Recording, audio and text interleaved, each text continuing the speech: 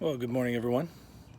This morning I was reading in Jeremiah, chapters 27 through 31. It's long and there's a lot there, and much of it really doesn't pertain to us directly because it's Jeremiah giving word to God's people that here was their punishment, what was coming down. But the principles that Jeremiah gives, Jesus will echo later in Matthew chapter number 5, verse 44. He'll even add to them.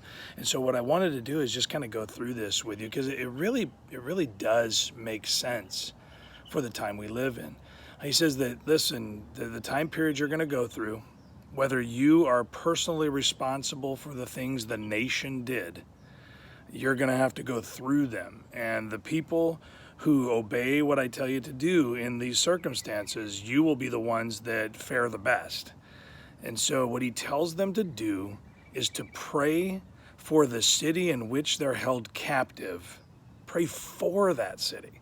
That means that God told them that if they would pray for the strength of their enemies, that they would pray for good to fall on their enemies, that they would enjoy peace. And I don't know if that rings strange to you, but it seems kind of counterproductive if I'm a captive to pray for my captor, that they would be strong enough to keep me captive. It doesn't make a lot of sense, but God was telling them that, hey, listen, I'm going to give you what you deserve, and it's going to be a while. And so your best interest is that the people that take you right now, these people need to hold on to you for your best interest. This is where you're going to see the greatest amount of peace, is if this first captivity remains your only captor. This enemy actually experiences peace and safety. You'll experience peace and safety. And what's interesting about that is that we tend to pray that our enemies be overthrown, that our enemies be taught a lesson, and God doesn't say that. He doesn't say teach your enemies a lesson. He says you're going to have to endure this hard, lonely, oftentimes cruel, and difficult circumstance because there is no cure for the punishment that I'm handing down. Now, I'm not sure if what we're experiencing right now is the beginning of a punishment or if it's just an ebb and a flow of human existence. But God tells us to pray for those we feel like are holding us captive. The word for is very interesting.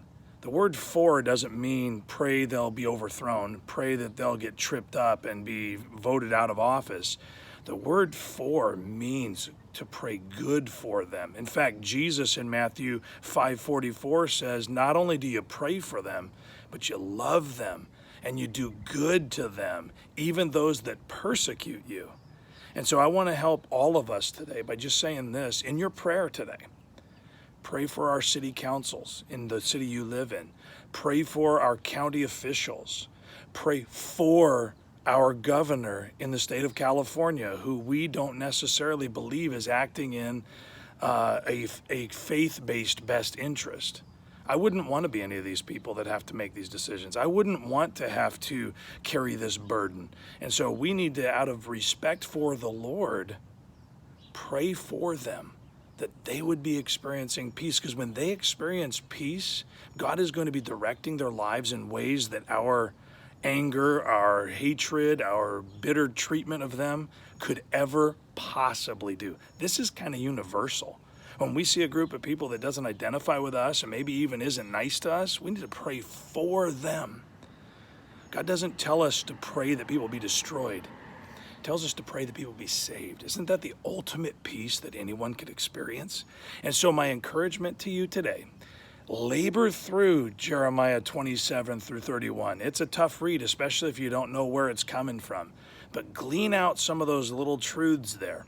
What's funny is one of those verses that we quote often about, oh, the Lord has great plans for you, peace and safety and all that stuff. It's found in chapter 29. And what's funny about it is it's basically said after he says you're going to be in captivity 70 years. So imagine keeping that in perspective. For 70 years that God has a great plan for you, and you got to travel 70 years through hardship to get to it. I hope that this has been a refresher for all of us this morning in the area of prayer. And I'm really hoping that you enjoy a blessed Friday evening, or Friday, I should say, and that I get to see you tomorrow morning for the Journey Baptist Church drive-through. Looking forward to seeing you. Don't forget your mask. Stay in your car. And I'm looking forward to seeing you tomorrow morning. Have a great day.